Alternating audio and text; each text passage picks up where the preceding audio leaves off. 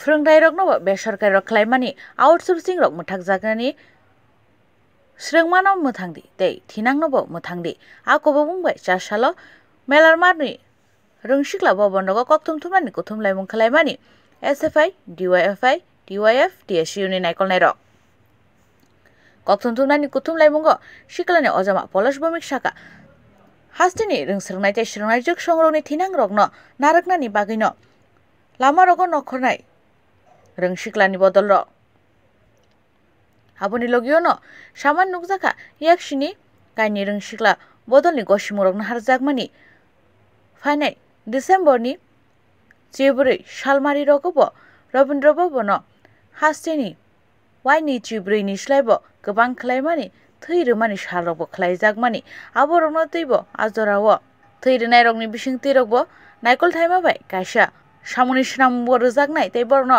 khafurmung borojaknai hinai Pandaw phai manjak phainai kebonai bodolni Ojama Manik Sarkar কিন্তু 2018 সালে সরকার পরিবর্তনের পর থেকে আমাদের রাজ্যে রক্তদান শিবিরেও আক্রমণ হচ্ছে রক্তদান শিবির করতেও বাধা তৈরি করার চেষ্টা করা হচ্ছে এবং রাজ্যের মানুষের জীবন নিয়ে ছিনিমিনে খেলা হচ্ছে তারপরেও আমরা ধারাবাহিকভাবে চেষ্টা করছি ছাত্র যুব সংগঠনগুলো যেখানে যেরকম ভাবে সম্ভব এই রক্তদান শিবির সংগঠিত করার জন্য আমরা সিদ্ধান্ত নিয়েছি DYFI এবং TYF যে আগামী 14 তারিখ 14ই ডিসেম্বর সকাল 11টায় রবীন্দ্র শতবার্ষিকী ভবনের 2 নম্বর হলে আমাদের রাজ্যে 24 বারের বেশি যারা রক্তদান করেছেন সেই সব রক্তদাতাদের আমরা এক মঞ্চে এনে সংবর্ধিত করব এবং এই অনুষ্ঠানে আমাদের রাজ্যের প্রাক্তন মুখ্যমন্ত্রী শ্রী মানিক সরকার প্রধান অতিথি হিসেবে উপস্থিত থাকবেন আমরা এই কর্মসূচিটা গ্রহণ করেছি আমরা চাই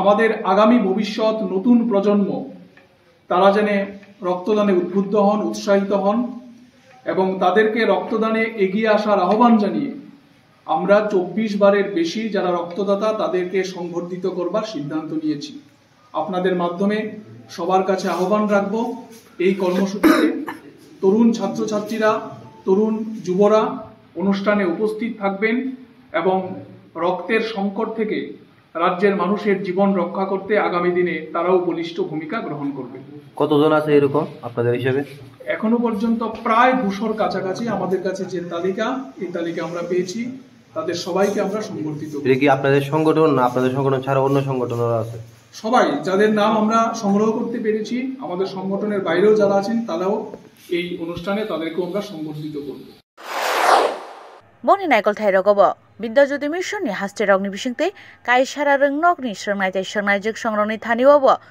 bisao sa sai rang rok khlai nahanani kogrokno tei kokthum thumnani kuthum laimungo rungni mantri rokni kogrok samono teibo kotor kokhe aro kogrok saman nukjaka siklani Ojama Nobaran Debno bini sungmung rok rungni mantri sai tongmani arang sarkarokno hariya hnoi hunke saboni thaniwo thangnai arang rok bisarogo aborok thangi sogimani chirjang rang rok bini debo saklaimung rok nukjaka rungni mantri no srai srai khlai aborok saikhanarnani nangnai ashuk rang rok sabor sobainai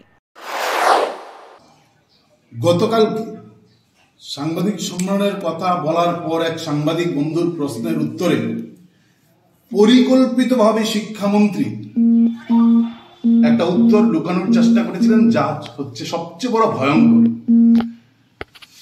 ছাত্রদের বছরে 1000 টাকা দিতে হবে একটা শিক্ষামন্ত্রী যা পরিকল্পিতভাবে লুকানোর চেষ্টা করেছিলেন নয়তো শিক্ষামন্ত্রী জানেন না মানে একটা রাজ্যের শিক্ষামন্ত্রী ছাত্রদের 1000 টাকা করে দিতে হবে সরকার সিদ্ধান্ত নিয়েছেন এই কথাটা শিক্ষামন্ত্রী জানেন না যদি হয় তাহলে এটা হবে শিক্ষামন্ত্রীর অজ্ঞতা নয়তো শিক্ষামন্ত্রী রাজ্যের মানুষকে পরিকল্পিতভাবে ফাঁকি দেওয়ার জন্য রাজ্যের ছাত্রছাত্রীদের অভিভাবকদের লুট করার জন্য গোপন করার চেষ্টা করেছিলেন পাশে বসা শিক্ষা দপ্তরের অধিকর্তা সাথে সাথে বিষয়টা ক্লিয়ার করেছেন আমরা অধিকর্তাকে অভিনন্দন জানাচ্ছি এখন প্রশ্ন হচ্ছে শিক্ষামন্ত্রী এই প্রেস মিটে স্পষ্ট করে বলেছেন ছাত্রছাত্রীদের কাছ থেকে যে ডেভেলপমেন্ট চার্জ নেওয়া হবে, ইনফ্রাস্ট্রাকচার ডেভেলপমেন্ট চার্জ, এই চার্জ সরকার নেবেন না।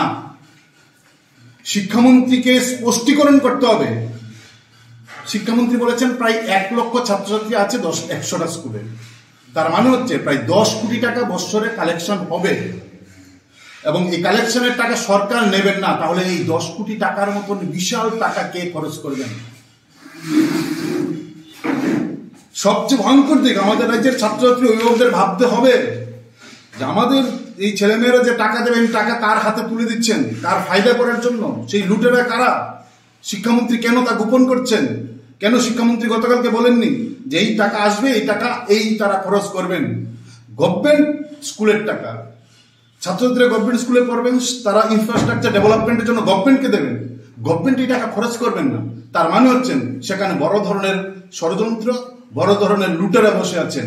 শিক্ষামন্ত্রী পরিকল্পিতভাবে ওই লুটেরাদের আড়াল করার জন্য গতকালকে এই টাকার কথাটা আড়াল করার চেষ্টা করেছেন।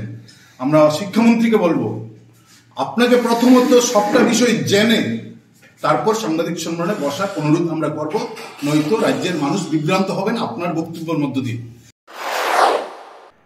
Frungmung roknote koktum thumlani kuthumlai mungo esapani haste tangpang sondepandev saga o talni nei salmariwo rungsrung thai rokno besorkar khlainani bagai raidar rokni bisingte hafang phunukmani aborok dakti kheno rossojangnani bagai hafangni thakneo saklaimung borjaka aro o saklaikya o raidar rokno dakti rossanani bagai hayangke fainer salogo taibo kotorkuk basalaimung rok nuknai hinibo saktharmung।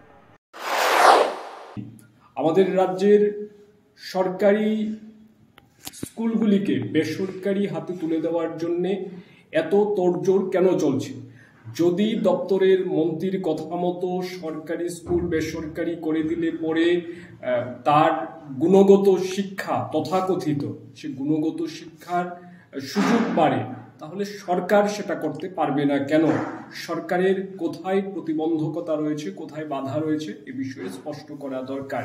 আর বিদ্যাজ্যোতি স্কুলের নাম করে ফি দেদার বাড়ানো হবে, মন্ত্রী বাহাদুর সাংবাদিক সম্মেলনে সেটা চেপে যেতে চাইলেও মাননীয় অধিকর্তা সেটা স্পষ্ট করেই বলেছেন। এবং গতকাল বিকেলের দিকে যে গাইডলাইন প্রকাশিত হয়েছে তাতেও বলা হয়েছে যে 1000 টাকা করে ছাত্রছাত্রীদের বছরে দিতে হবে। তাছাড়া আনুষঙ্গিক অন্যান্য খরচাপাতি এই স্কুলগুলিতে পড়াশোনা করার প্রশ্নে নিশ্চিতভাবেই আসবে। এখন আমাদের দিক দিয়ে এই প্রশ্ন তোলা অসঙ্গত হবে বলে আমরা মনে করি না যে রাজ্য সরকার কোনো স্কুলকে যদি বিশেষ নজর দিতে চায়, যদি সেই স্কুলের মঙ্গল হয়, তাতে আমরা আপত্তি করব না। কিন্তু রাজ্য সরকারের উদ্যোগে সরকারি স্কুল, সেই সরকারি স্কুল যেগুলি শহরের মধ্যে আছে, বাছাই করা 100টা স্কুল, তারা বেশি সুযোগ সুবিধা পাবে। আর গ্রামের স্কুল, পাহাড়ের স্কুল, সেই স্কুলগুলিকে সরকার বিক্রি করে দেবে, এটা সরকারের দৃষ্টিভঙ্গি হতে পারে? আমরা মনে করি এটা কখনোই হতে পারে না। সরকার তার নিজের উদ্যোগে বৈষম্য তৈরি করার চেষ্টা করছে। স্কুলের দিক দিয়ে সরকারি স্কুলে যারা পড়াশোনা করে, সে স্কুলে পড়াশোনা করা ছাত্রছাত্রীরা বৈষম্যের শিকার হবে। যদি বিদ্যাজ্যোতি স্কুলের মধ্য দিয়ে সবকটা স্কুলের উন্নয়ন হয়, তাহলে আমরা বলবো সারা রাজ্যে একইভাবে এরকম স্কুল তৈরি করুন। আমরা আমাদের সংগঠনগুলি আমরা দুহাত তুলে সমর্থন করব। কিন্তু এই ধরনের বৈষম্য, এটা তো একটা এলাকার সাথে আরেকটা এলাকার ঝগড়া বাঁধিয়ে দেওয়ার চেষ্টা হচ্ছে, মহকুমার সাথে মহকুমার বৈষম্য তৈরি করে দেওয়ার চেষ্টা চলছে।